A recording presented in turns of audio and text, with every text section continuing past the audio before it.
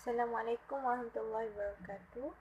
Saya Nur Alia Syafiqah binti Zainun dari Usuluddin Kaunseling SEM 6 Uniza.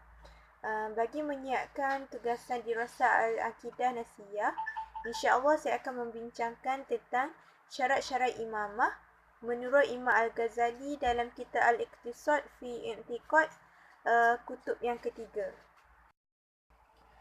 Terdapat 3 aspek yang dibincangkan oleh Imam Al-Ghazali, iaitu aspek pertama, kewajipan melantik pemimpin, aspek kedua iaitu syarat-syarat menjadi pemimpin, dan aspek yang ketiga, akidah Ahli Sunnah wal Jamaah terhadap sahabat dan Khulafa' ar-Rasyidin. Kita masuk pada aspek pertama, iaitu kewajipan dalam melantik pemimpin. Melantik pemimpin ni adalah wajib pada syarak dan bukannya wajib pada akal.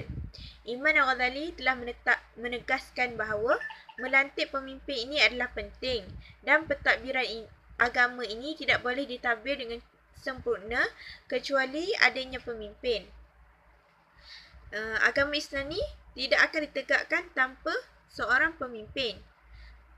Jika tiada imamah yang menegakkan hukum syarak, maka hukum Islam ini akan lenyap satu persatu. Melantik pemimpin ini bukanlah suatu daripada bidang akidah, tetapi termasuk dalam bidang fiqhiyah. Hal ini adalah untuk membantah golongan-golongan Syiah yang menganggap imamah ini termasuk dalam perkara akidah. Aspek kedua pula membincangkan tentang syarat menjadi pemimpin. Untuk menjadi pemimpin, dibahagikan kepada 2 syarat, iaitu yang pertama, sifat khusus yang wajib pada diri seorang itu. Yang kedua, sifat khusus wajib pada selain pada dirinya. Seorang pemimpin ni perlu memiliki kemampuan dan beberapa kelebihan berbanding anggota-anggota lain. Kerana dengan kelebihan tersebut, rakyat akan lebih patuh dan hormat kepada seseorang pemimpin tersebut, terutamanya jika seorang pemimpin itu mempunyai kelebihan dalam berakhlak dan mempunyai akhlak yang tinggi. Jadi, di sini akan dibincangkan tentang syarat-syarat menjadi pemimpin. Terdapat 5 syarat untuk menjadi seorang pemimpin menurut Imam Al-Ghazali. Yang pertama, seseorang itu perlulah berkelayakan untuk menjadi pemimpin. Yang kedua, seseorang itu perlulah berilmu dan warak. Berilmu di sini, dalam konteks ini, tidak semestinya untuk mencapai tahap mujahid dalam persoalan furuk. Kerana seorang imam tu nanti boleh meminta bantuan ulama dan fuqaha yang khusus mendalami masalah tersebut. Warak di sini termasuk dalam melaksanakan agama. Warak dalam melaksanakan agama dan warak dalam bertakwa kepada Allah. Okey, syarat yang ketiga adalah memenuhi syarat untuk jadi qadi.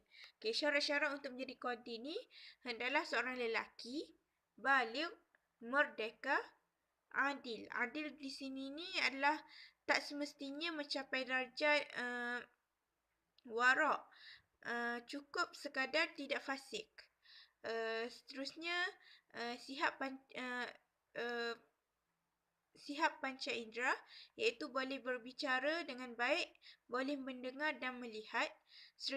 Seterusnya, seorang untuk menjadi pemimpin ni adalah berpenampilan yang kemas dan bersih.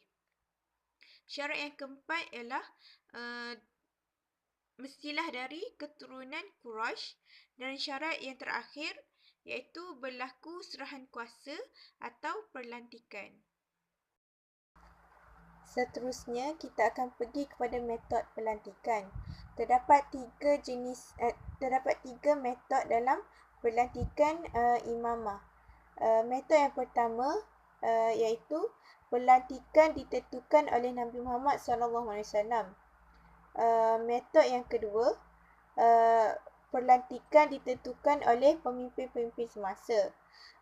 Pelantikan ini telah ditentukan oleh imamah bagi penggantinya dan dibenarkan jika pelantikan ini memenuhi syarat-syarat yang telah ditetapkan.